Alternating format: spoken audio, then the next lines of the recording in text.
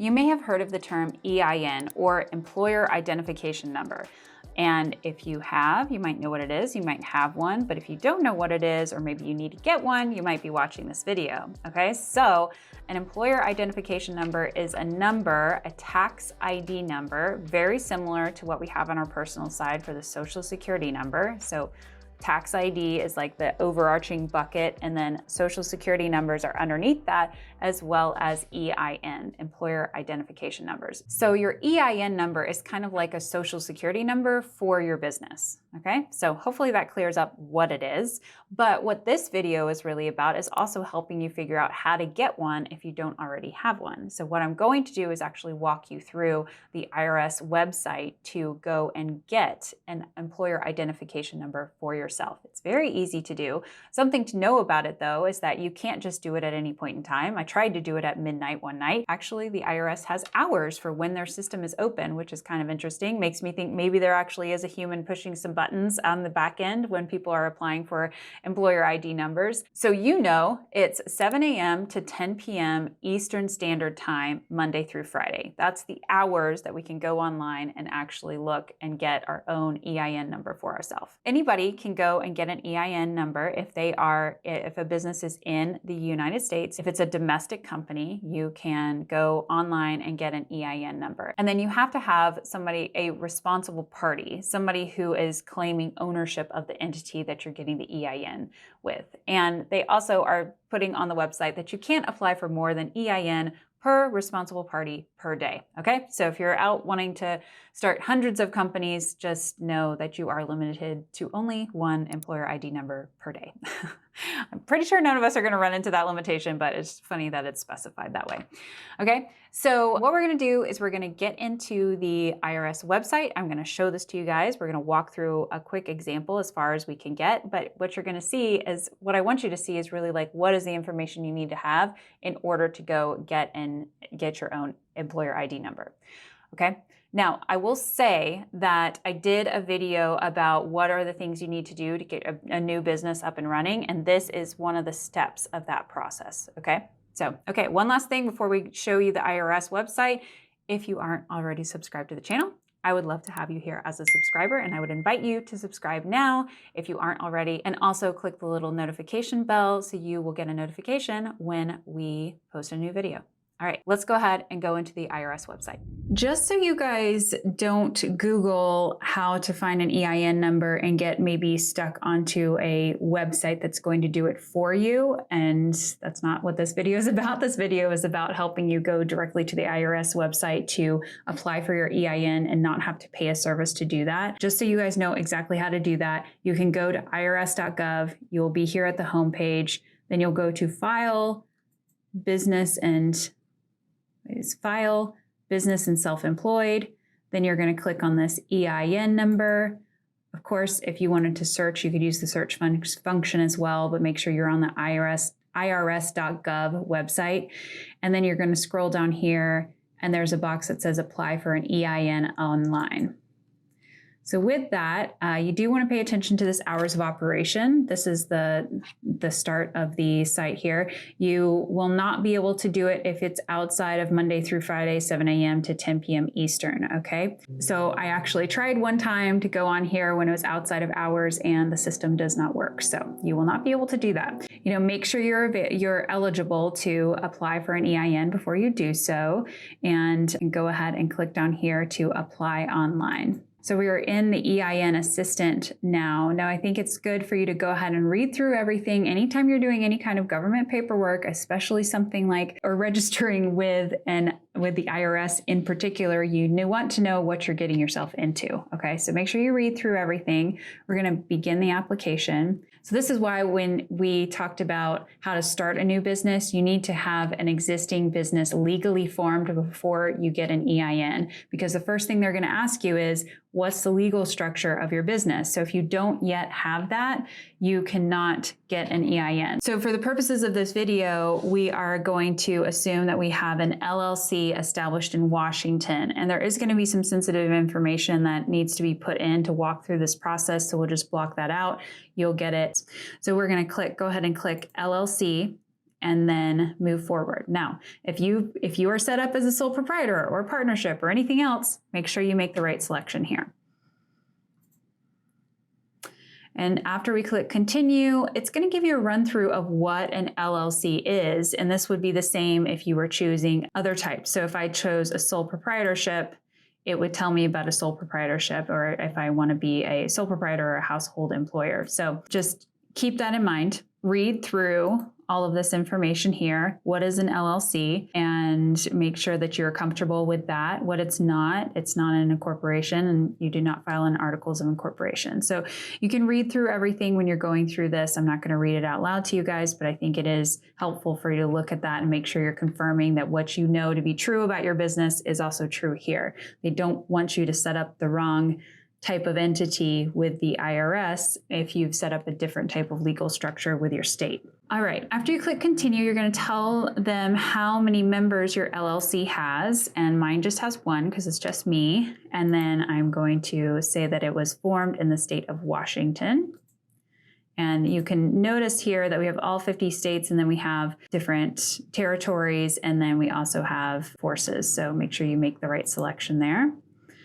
And continue. So this is what it's telling you that you're a single member LLC. This single member LLC is considered a disregarded entity. We've never actually gone over the term disregarded entity before, but it basically just means that this single member LLC is going to be taxed as a sole proprietor and not as a corporation. Okay, and then we're going to click continue when you're comfortable with all of that.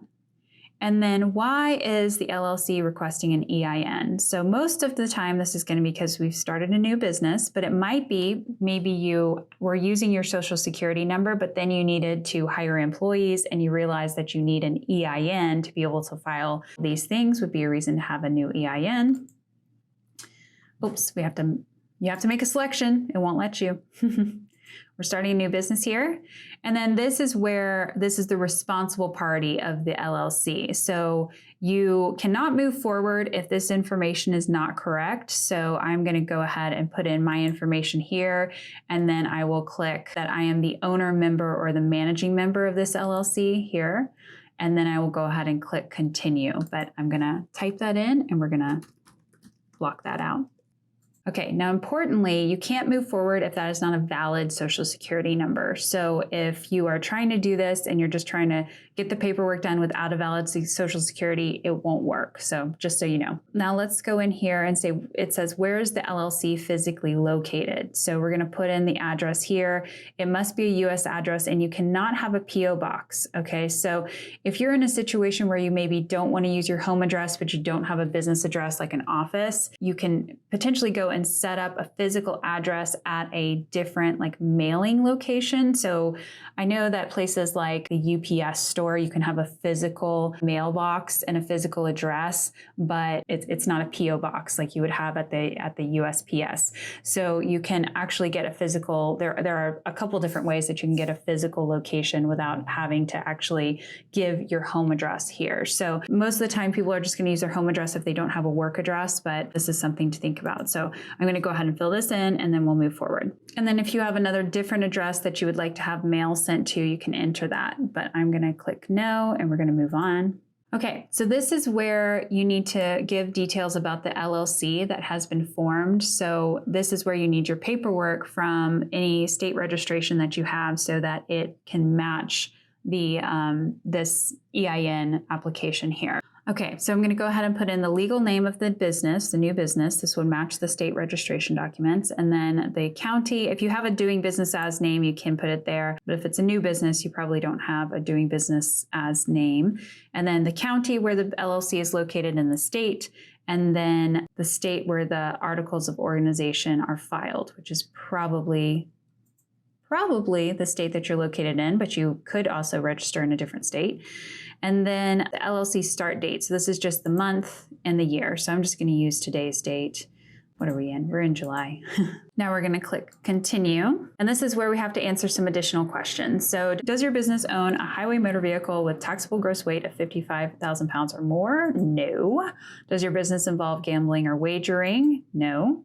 Does your business need to file a Form 720 quarterly federal excise tax return? No. And if you need to learn more about 720, you can click on this additional information over here.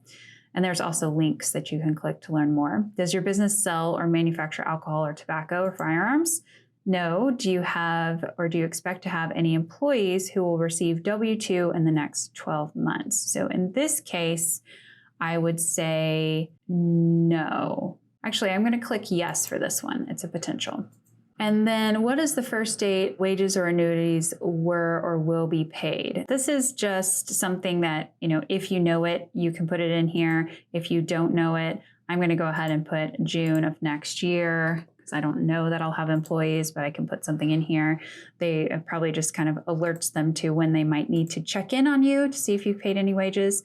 And then what is the highest number of employees expected? Actually, I'm going to change that back. What is the highest number of employees expected in the next 12 months? Okay, do you expect your employment tax liability to be $1,000 or less in the full calendar year? How could you possibly know that? So you can go over here and click on this question, which will give us some answers. You can also click here. For most employers, you're likely to pay $1,000 or less in employment taxes if you expect to pay $4,000 or less in total wages in a full calendar year. If you think you're going to pay somebody more than $4,000, then you probably want to go ahead and select no. If you have an employee, they're probably going to make more than $4,000. So most of us are probably going to select this one. And then continue. And then what does your business or organization do? So you want to choose a category that makes the most sense. I think I always look through. Sometimes I look through and I say which one I think it is, but I make sure I read all of these just to be sure. I'm going to go ahead and put finance, even though there's really not a good, actually, I'm going to put other here because this is actually, we're going to be doing more of the media work rather than anything else. So I'm going to select other and then go to continue. You've chosen other. So what of the other best describes your primary business activity? I will say it would be consulting, but I will do, so if this is for YouTube, it's going to be media creation. So I'm going to put that there. And go ahead and click continue. And then how would you like to receive your letter? So you can get it online. You'll be able to print it immediately, or you can get it in the mail. So you can do that. I would rather get mine online. And then you click continue, and then you are basically ready to go. I'm actually not going to get all the way to the final stage here because I do not want to create this right now. That is how you can also have it shipped to you or sent to you in the mail, but that is how you create an EIN online. And hopefully that clears up some questions for you guys. I will say that you can get, if this all feels a little too overwhelming for you, you can get help getting an EIN done by a third party. We do have a recommendation for you. The company is called CorpNet. If you're looking for somebody to assist and you just are not sure that you want to go through and step through all of this by yourself, you can go and hire somebody to help you.